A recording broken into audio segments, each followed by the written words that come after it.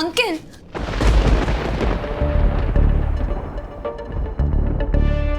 Uncle আমি তোমার সঙ্গে একটু কথা বলতে চাই আঙ্কেল। আমি আমি চাইলে সবার সামনে হয়তো কথাগুলো বলতে পারতাম, কিন্তু আমি একটু একান্তে তোমার সঙ্গে কথা বলতে চেয়েছিলাম। আমি সবার সামনে বললে হয়তো সবাই ভাবতো যে আমি শো অফ করছি। আমি শো অফ করতে চাই না, আমি সেই জন্য কথা বলতে চাই, একটু কথা বলতে পারি প্লিজ আঙ্কেল, প্লিজ আমাকে একটু সময় তুমি একটু শান্ত হও। আমি শান্ত আছি। হয়েছে কি তোমার? আর কে কি ভাববে? কেউ কিছু ভাববে না। এখানে যারা আছে সবাই তো তোমার নিজের লোক, কেউ কিচ্ছু ভাববে না। তুমি আমার সঙ্গে তো পার্সোনালি কথা বল। বসো বসো। না না না প্লিজ আমাকে নিয়ে ব্যস্ত হয়েও না, আমি ঠিক আছে, তুমি বসো না। তোমার তো শরীরটা খারাপ, বলো তুমি বসো।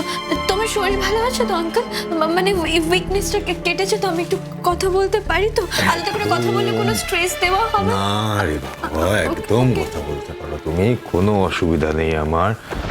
অল্প একটু উইকনেস আছে বটে, তবে তোমাকে দেখে আমার কেন জানি না মনে হচ্ছে যে তুমি বোধহয় নিজের ভুলটা বুঝে আমার সঙ্গে কথা বলতে এসছো, তাই তো? এতে ওই বাকি উইকনেসটুকুও কেটে যাবে। কি হলো, আবার কাঁদছো কেন? কি হয়েছে রেশমি, বলো আমাকে। কেউ কিছু বলেছে তোমায়? কি বলবে? এই সব কিছুর জন্য তো আমি দায়ী আঙ্কেল। আজ তোমার এই যে এই কন্ডিশন হয়েছিল, আমি দায়ী তো? কি হতে পারতো বলো তো তোমার? কি হতে পারতো আর কি হয়েছে, এর মধ্যে কিন্তু একটা বিস্তর ফারাক রয়েছে রেশমি।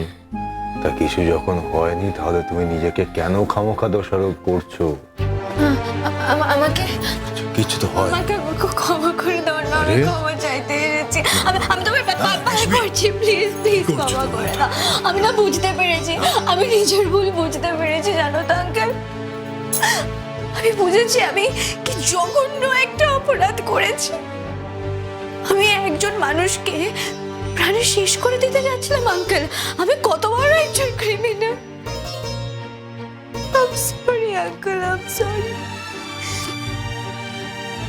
তার সঙ্গে এটাও বুঝতে পেরেছি জানো তো আঙ্কেল, আমার মাম্মা এই পৃথিবীর সব থেকে ধনী ব্যক্তি।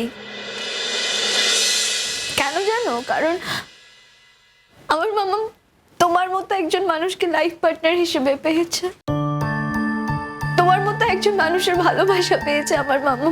তুমি না আমাদের সবার থেকে কমপ্লিটলি ডিফারেন্ট। আমি তো নিজেও এখন প্রাউড ফিল করি যে আমি তোমার মতো একজনকে চিনি। আর কারোর লাইফে তোমার মতো যদি ওয়েল উইশার থাকে তার আর কি দরকার হয় বলো তো? সত্যি তুমি গ্রেট। আই এম সরি রেশমি, আমি বারণ করেছি তো বাবা। না না, এত কান্নাকাটি করে না। আর দেখো, আমিও সব আলাদা টালাদা কোনো মানুষ নই, আর বাকি লোকজনের মতো আমিও তাই। এই দেখো, ভালো করে দেখো দেখি, আমারও দুটো চোখ, তোমার দুটো চোখ, আমারও দুটো কান, তোমারও দুটো কান, তোমারও দুটো নাক, আমার নাক তো আমাদের একটা, কি বলো? ওরে বাবা, একটু হাসবো, এত কান্নাকাটি করতে নেই। হ্যাঁ, কিচ্ছু হবে না, আমি তো আছি। তোমাকে আলাদা কেন বলেছি জানো? তোমার মনটাই আলাদা।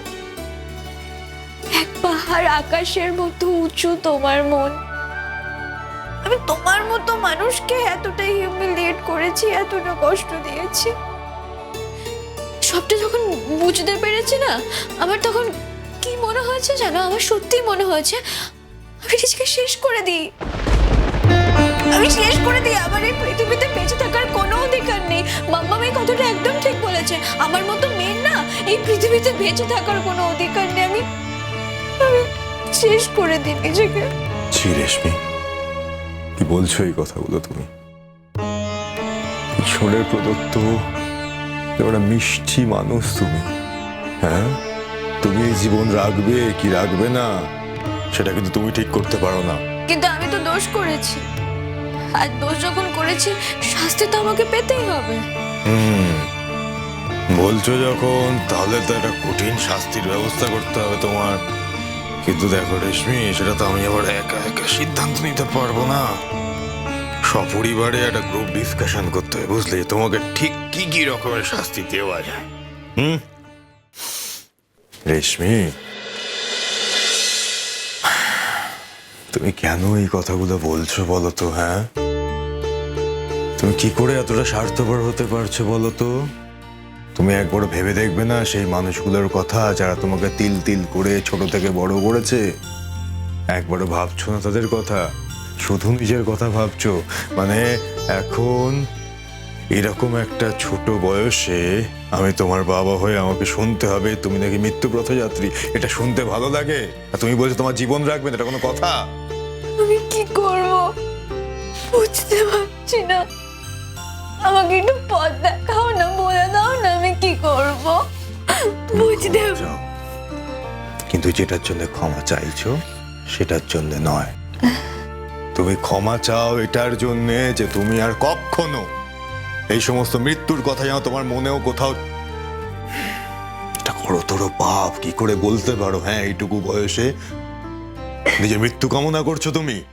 তুমি কথা দাও কখনো আর এই সমস্ত কথাবার্তা বলবে না। ক্ষমা করে দাও না, ক্ষমা করে দাও না আমাকে, প্লিজ। আঙ্কেল, একটা কথা বলবো? ঋতুরাজ ভালো হয়ে যাবে তো? বলো না, ও সুস্থ হয়ে যাবে তো? ঋতুরাজে সেরকম তো কিছু হয়নি, ও ঠিক হয়ে যাবে। আমি তো তাই শুনলাম, ও ঠিক হয়ে যাবে। মা, ওকে নিয়ে তুমি চিন্তা করো। ভালো হয়ে যাবে না? হ্যাঁ, তুমি যখন বলেছো ভালো হয়ে যাবে, ও ঠিক ভালো হয়ে যাবে, ও সুস্থ হয়ে যাবে। আমি না খুব কষ্ট হচ্ছে ওর জন্য, ওকে ছাড়া আমি থাকতে পারছি না। আমার ওকে ক্ষমা করে দিয়েছো তো? বলো না, আমি জানি তুমি একমাত্র যে আমাকে ক্ষমা করে দেবে। রেশমি, করবে না ক্ষমা? বারবার এই কথা বলবে না। এবার আমি তোমাকে শেষবারের মতো বললাম, আর ক্ষমা চাইবে না আমার কাছে। বাবার কাছে নিয়ে ক্ষমা চাই? হ্যাঁ, জানো তো, মামাম না অনেক ছোটবেলায় আমার হাত ধরে আমাকে নিয়ে এসেছিল মামামের বাড়িতে। আমি মামামকে আমার নিজের মা বলে মনে করি। কখনো এক মুহূর্তের জন্য আমাকে ফিলই করতে দেয়নি। কখনো ছোটবেলা থেকে আমার মনে হয়নি যে মামাম আমার নিজের মা নয়। কতটা ভালোবেসে আমাকে বড় করেছে। মামাম যদি আমাকে না নিয়ে আসতো বাড়িতে, আমি হয়তো কোথাও হারিয়ে যেতাম, আমার কোনো চিহ্নই থাকতো না। আর সে আমাকে দেখো, আমার মাথাটা পুরো খারাপ হয়ে গিয়েছিল। আমি যে মেয়েকে মামাম পৃথিবীর সমস্ত ভালোবাসা দিয়ে আগলে রেখেছে, বড় করেছে, সেই মেয়ে নাকি তার মাকে এতটা কষ্ট দিয়েছে, অপমান করেছে, দিনের পর দিন যন্ত্রণা দিয়েছে। খুব ভালোবাসি মামামকে, খুব কষ্ট হয় জানো তো যখন মামা আমাকে বলে না যে আমি যেন মামামকে আর মা বলে না ডাকি। যখন বলে না যে আমি যদি মামামের বায়োলজিক্যাল চাইল্ড হতাম তাহলে হয়তো এরকম কিছু করতাম না। যখন এই কথাগুলো বলে না আঙ্কেল, খুব কষ্ট হয় জানো।